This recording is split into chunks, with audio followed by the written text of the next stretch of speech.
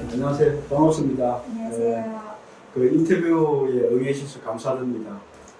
실제 이제 많은 완치가 되었는데도 또 과학적 치유 원리를 설명해도 잘 믿지도 않고 또 완치되면 인터뷰 해줬다고 약속했는데 완치되면 인터뷰도 안 해주고 그래서 사실 저희들이 어려움이 상당히 많은데 네. 선뜻 응해 주셔서 큰 도움이 될 것 같습니다.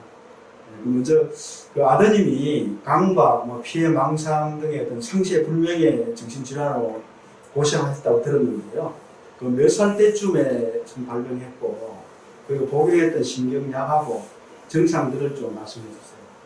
발병은 처음에 23세, 23살 때 발병을 했는데 군대를 제대하고 나서 발병이 됐습니다. 네.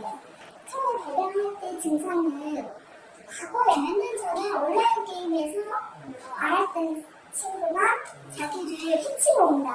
네. 그래서 불안해서 밖에 못 나가겠다. 그리고 그 범인을 잡아야 되겠다. 그래서 경찰에 신고를 해야 된다. 그리고 여러 가지로 불편했었습니다. 실제 그 친구가 약간 협박성 어떤 그런 얘기도 하고 그래서 불안을 느껴서 그렇군요. 그런 건 아니고 그 과거에 온라인상에서 다투었었는데 자기 본인이 잘못한 거라고 생각을 하고 그 큰 잘못도 아닌데 친구가 자기한테 보복을 한다고 생각을 한다. 그래서 거기에 이제 꽂혀 있었어요. 그거에 대한 어떤 강박이 되게 심했네요. 네네, 엄청나게 심했습니다. 신경약은 어떤 종류의 신경약? 저는 정확한 약의 그 증상 그 성분을 잘 모르겠고 병원에서 처방하는 약을 자이프렉사라고 해서 한 종류의 약을 처음에 먹었습니다. 10mg을. 보통 그 생활하면서 지금 증상들이 좀 어떤 게 아까 말씀드려보니까 약간 피해 망상, 강박증 이런 것도 있는 것 같고 네, 또 생활하는데 어려움이 많이 있을 것 같고 어머님도 처음에 많이 놀라셨을 것 같은데. 네. 강박은 뒤에 나타났고 처음에는 계속 누군가 나를 쫓아오는 것 같다. 그래서 운동 차단을 하고 외출을 일단 거부하고.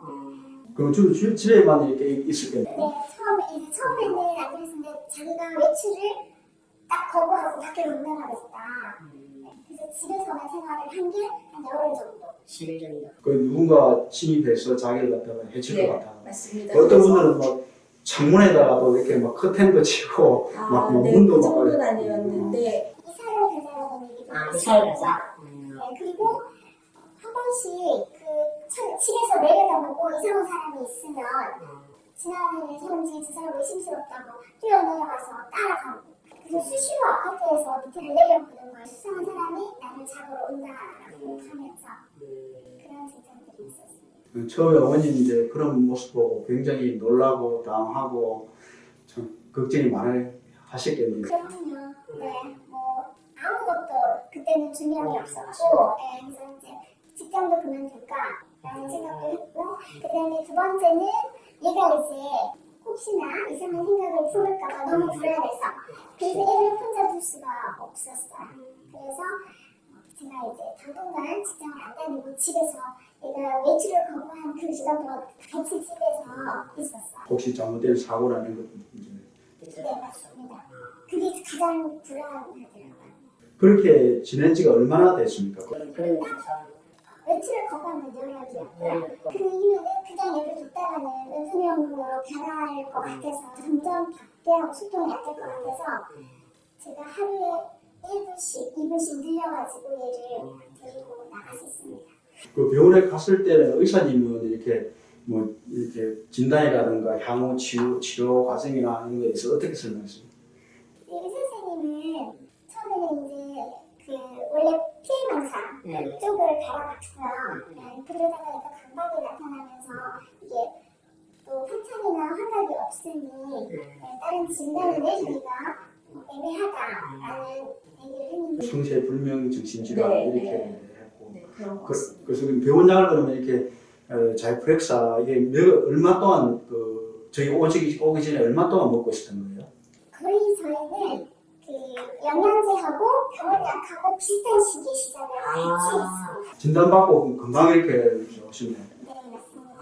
그한 달도 차이가 안 나고 바로 영양제를 같이 병원에서 시작을 했습니다. 어머님 선택을 참 빨리 잘 하셨던 것 같아요. 보통 뭐 7년, 10년 돼서도 네. 하다 안 돼서 얼굴이 많아요. 저는 이게 가장 큰 행운이라고 생각하고 있습니다. 지금 현재도. 맞습니다. 처음에는 사실은 저희가 영양제 이거를 에덴세를 알게 된 거는 아빠가 인터넷 검색으로 알게 됐습니다. 그런데 저한테 이제 얘기를 했는데 제가 거부를 했어요. 네, 저는 네, 믿을 수가 없어서 저는 또 이제 영양제 먹고 어떻게 나느냐 이제 보통만 네, 저는 그렇게 많이 그렇습니다. 했어요. 처음에는. 네. 그럼 나도 안 되는 소리 하지 말라라고 네. 했었는데 이제 애가 상태가 그렇고 이제 외출도 거부하니 영양제가 아니라 모든 거를 해봐야 되지 않을까 라는 생각으로 이제 영양제, 병원, 저희는 심리 상담, 한의원까지 동시에 다 시작을 했어요. 왜냐면 지폐를 하도 잡아야 되니 아, 그러면 지금은 어떻게 몇 군데를 하고 그래요?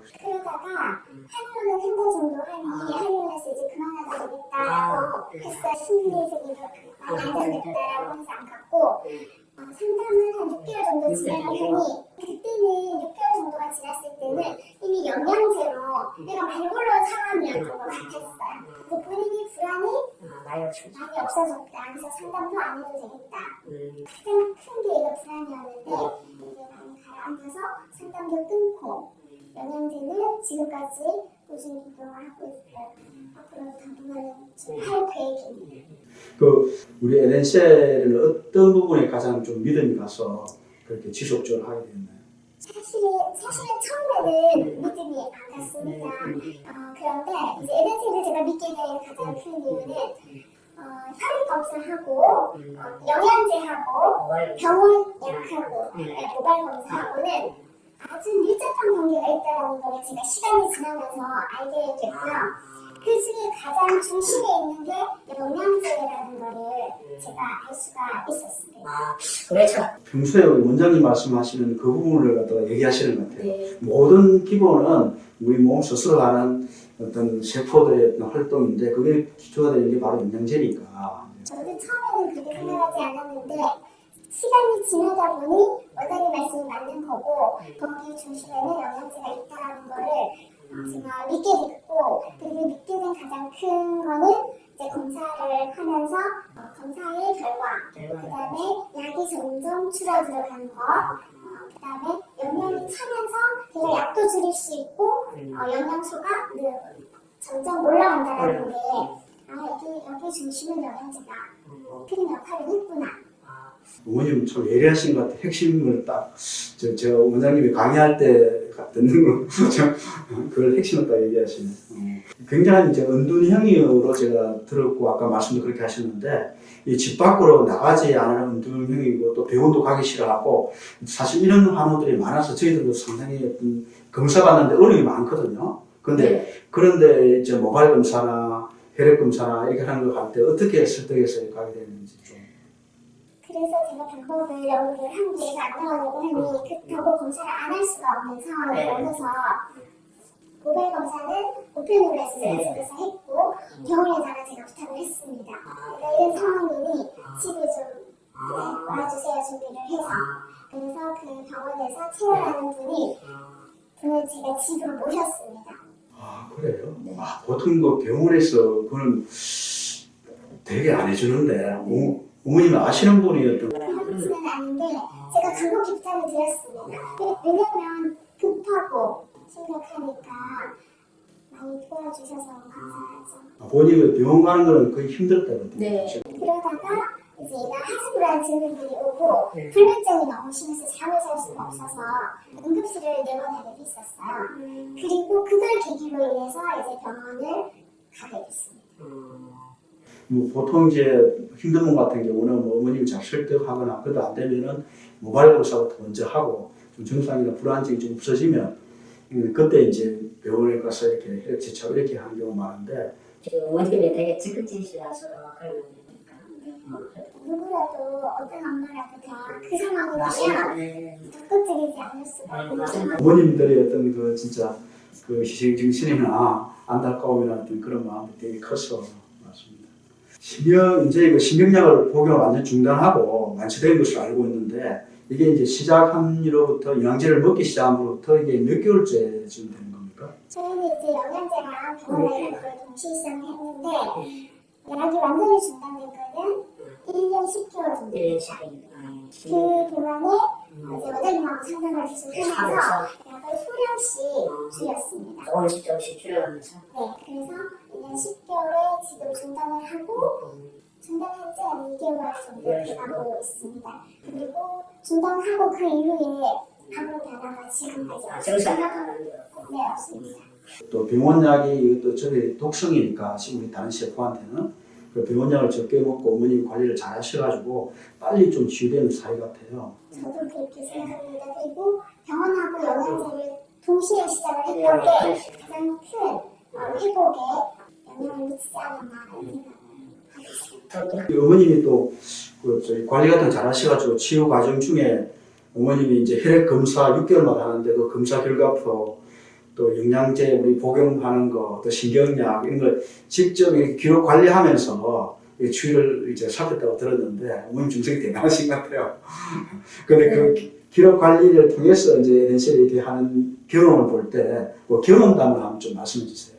이제 원래 검사를 6개월에 했는데 처음에 혈액 검사를 했을 때 수치가 너무 낮았어요. 저도 깜짝 놀랄 정도로 정말 바닥의 수치였는데 근데 6개월 만에 검사를 말씀하셨는데 저는 조금 빨리 효과를, 그 변화를 보고 싶었습니다. 그래서 4개월마다 검사를 했고요. 그래서 4개월마다 검사를 제가 기록을 다 남겼습니다.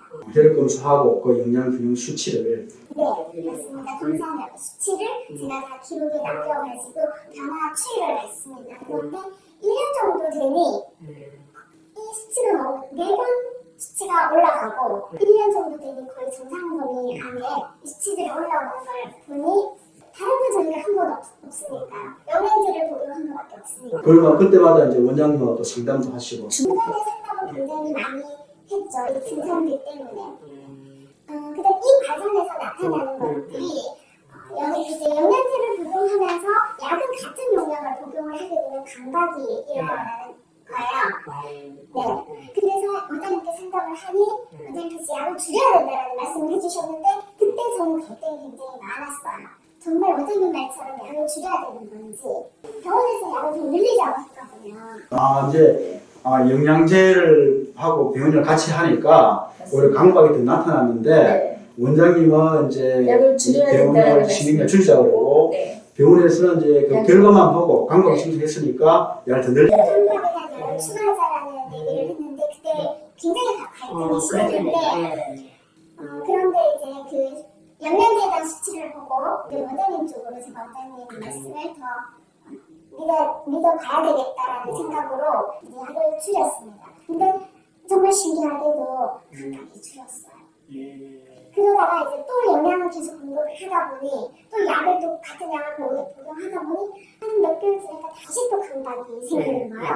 그때는 이제 원장님께서 약을 줄여야 된다는 타이밍이라고 해서 제가 아무런 의심 없이 약을 줄였습니다. 그때 증상이 나타나는데 약을 줄여야 되는 타이밍이라는 걸 처음에 원장님을 의심을 했었는데 그게 이제 주기적으로 일어나는 걸 제가 알 수가 있었어요. 증상이 더 나타나니까 보통 일반적으로는 이제 병원약을 더 늘려야 생각을 하죠. 그리고 또 다른 어떤 그 하면서 느낌이 없으세요? 제가 또 하나 이제 말씀을 드리고 싶은 거는 약과 영양제를 규칙적으로 꾸준하게 복용을 해야지 효과가 있다고 말씀을 드릴 수 있을 것 같아요. 저희는 영양제를 한 포도 빼먹지 않았어요. 사실 영양제 복용이 굉장히 힘들어요. 영양제 3번 먹어야지 되는데 한 번에 한 20알 정도 또 라가스를 중간에 먹어야 되니 총 6번인데 저희는 그걸 한 포도 빼먹지 않고 먹었어요. 그래서 여기 원장님께서 시키는 대로 영양제를 잘 복용하고 약도 잘 복용하고 약이나 영양제를 본인이 의도적으로 그냥 중간에 중단하거나 끊으면 안 될 것 같고요. 네, 그게 굉장히 또 치유하는데 큰 도움이 되지 않았나 생각을. 어머님 진짜 철저하게 잘 하셨네요. 제 영양제지만 사실 치유를 목적하니까 근데 약 같은 개념으로 철저하게 이렇게 해야 되는데 보통은 좀 뭐 이렇게 늦게 일어났다 또 음식을 잘 먹었다 이렇게 임의적으로 주는 게 많아요. 그러다 보면 기간도 자꾸 늘어나고 힘들어지는 게 많거든요. 근데 어머니 아마 그 부분도 철저하게 잘 지키신 게 또 빨리 치료되는 그 계기가 됐던 것 같습니다. 네. 그 어머님 이제 마지막으로 그 우리 조현병 한우나 이런 것도 상당히 많거든요. 근데 이제 힘들어하시는 이 한우나 가족분들에게 좀 해주고 싶은 말씀이 있다면 한번 좀 부탁을 드리겠습니다. 만약에 이런 걸로 고생하시는 분들이 저한테 연락을 하면은 정말 이 경험들을 정말 많이 얘기해주고 싶고요. 사실 주변 사람들한테도 이런 거 아니더라도 굉장히 많이 얘기를 해주고 있습니다. 지금 현재로. 그래서 제가 말씀을 드리고 싶은 거는 이 영양제는 우리가 일반적인 영양제보다 다른 게 뭔가 하면은 이 증상을 중심으로 하는 게 아니고 근거를 중심으로 한다라는 거. 혈액 검사를 하고 모발 검사를 해서 그리고 그 수치들이 증명을 해준다라는 거. 그래서 믿을 수 있다라는 거 하나 꼭 말씀드리고 싶고요. 그래서 검사라도 일단은 해봐라라는 거를 저는 권하고 싶어요.